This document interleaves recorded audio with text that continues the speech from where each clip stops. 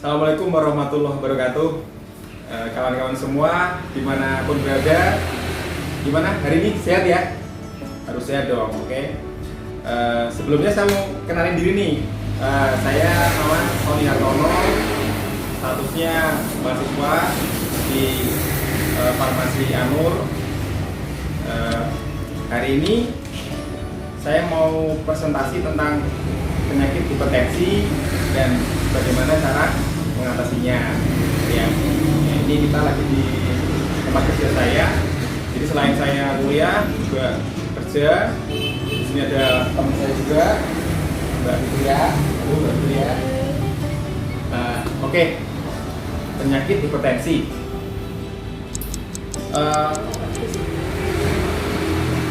Di penyakit hipertensi itu diderita oleh sekitar berapa ya?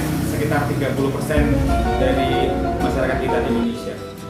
Nah, dari 30% itu ternyata yang tahu bahwa dia itu punya penyakit hipertensi itu paling hanya 10%-nya aja. Yang lain itu enggak ini ya, maksudnya enggak ngecek atau enggak apa gitu. Jadi ketika dia ngerasa ini ke dokter, nah baru udah tahu udah terlambat, udah tinggi tensinya gitu. Nah, kemudian penyebabnya apa sih penyakit hipertensi itu? Yang saya tahu sih ada dua ya. Pertama pola hidup, yang kedua pola makan. Pola hidup itu misalkan kayak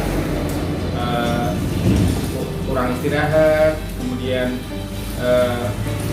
banyak begadang, kerja yang terlalu over, kemudian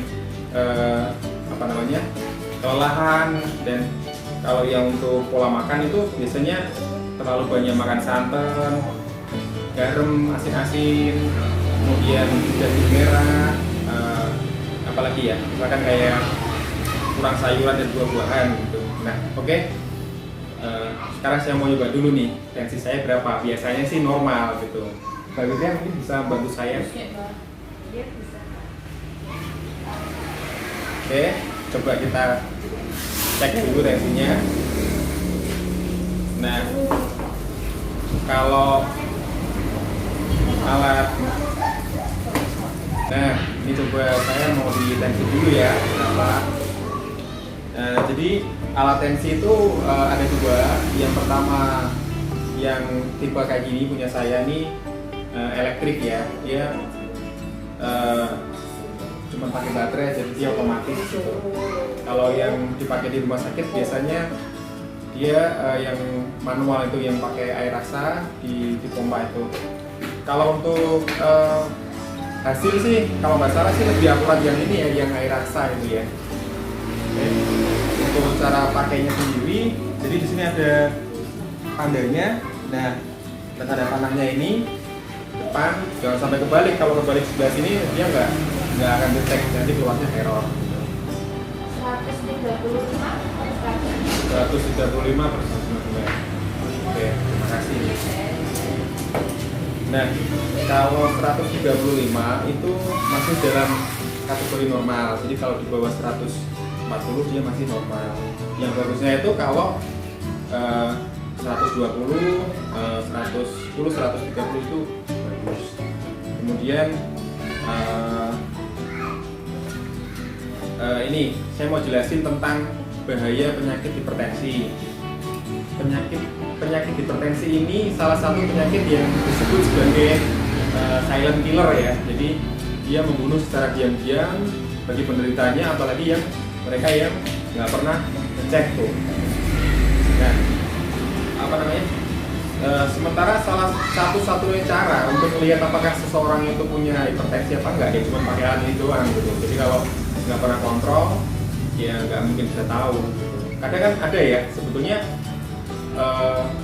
dia udah ngerasa pusing, gejala-gejalanya tuh pusing, terus di sininya kayak tebel-tebel gitu. Nah, biasanya kalau cuma dikasih obat ringan itu habis itu hilang, itu nggak pernah dicek, itu nggak akan tahu dia kalau ternyata dia punya hipertensi gitu. Nah, salah satu bahaya dari hipertensi itu dia bisa menyebabkan stroke ya, bisa yang non hemorrhagic maupun yang hemorrhagic. Stroke non hemorrhagic itu stroke yang hanya dia penyumbatan gitu. Kalau yang hemorrhagic dia tipe stroke yang ada pecah gitu, pembuluh darahnya tuh ada yang pecah. Nah itu sebenarnya bahaya. Kayak kapan hari itu teman saya atau seumuran saya, dewanya dia punya tensi, hipertensi, kemudian dia nggak rutin minum obat. Kalau malam tuh suka ini ya main biliar sampai pagi. Pas besoknya gitu dia merasa nggak enak badan, jadi di kamar mandi, dibawa ke rumah sakit, ternyata stroke hemorrhagic. Sore di ICU, malamnya meninggal. Jadi seperti itulah bahaya dari stroke gitu. Kemudian yang kedua bisa menyebabkan serangan jantung. Nah ini serangan jantung itu salah satu penyebab atau pembunuh terbesar di Indonesia. Selain itu ada sesak nafas juga. Biasanya kalau tensi tinggi ya 190, 200 itu biasanya pasti ada disertai sesak nafas. Oke, berikutnya bagaimana cara mengatasi penyakit hipertensi? Oke, jadi salah satu syarat supaya kita tensinya normal ya pertama harus memperbaiki pola hidup dan pola makan tadi gitu, seperti istirahat yang cukup, nggak boleh capek-capek, kemudian makan juga harus banyak makan sayur, makan buah, kurangi santan, asin, dan yang menyebabkan hipertensinya naik gitu. Selain itu saya mau mungkin ya obat kalau ini untuk hipertensi. Yang pertama ada captopril ya. Captopril ini dia kelebihannya dia itu short action ya, jadi bisa dikonsumsi sehari 3 kali. Nah selain itu kelebihan yang lain dia itu efek obatnya itu cepat banget gitu. Jadi memang biasanya kalau yang dipakai untuk misalkan persiapan operasi atau persiapan tindakan yang lain, kalau dia lagi tensinya tinggi, mereka biasanya pakainya ini captopril karena dia lebih cepat gitu. Nah sedangkan captopril ini punya efek sampingnya itu biasanya batuk gitu. Apalagi kalau misalkan pasien sebelumnya udah sakit batuk terus pakai ini, itu dia tambah batuk. Yang kedua ini ada amlodipin ya. Kalau amlodipin ini dia nggak ada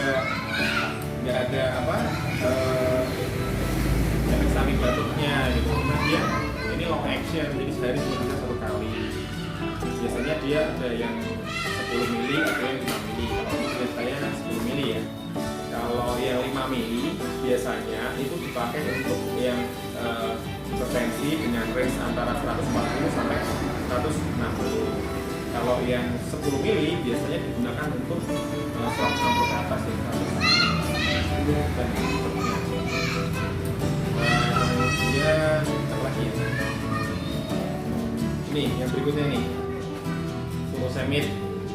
Nah, furosemid ini obat hipertensi juga, cuman dia dikhususkan untuk yang ada ini ya, jadi ada dia kakinya tuh bengkak atau BHK-nya kurang lancar. Nah ini pakainya furosemid, tapi dia punya kekurangannya atau efek sampingnya itu dia nanti akan lebih sering tipis gitu. Memang ada beberapa orang yang nggak kaget gitu, kok ini kok jadi tahu ya agak tipis ya, kaget ya. Nah itu tadi obat-obatan yang dipakai untuk hipertensi. Sudah ada satu lagi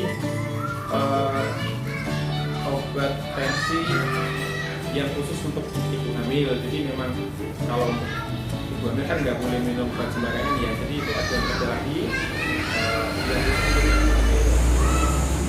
Kemudian oke, itu tadi presentasi dari saya. Tentunya masih banyak kekurangan ya. Mungkin ada informasi yang kurang atau ini teman-teman bisa cari informasi atau referensi lain gitu ya. Kalau ada kata-kata yang kurang pas dari saya, mohon maaf. Terima kasih. Wassalamualaikum warahmatullahi wabarakatuh.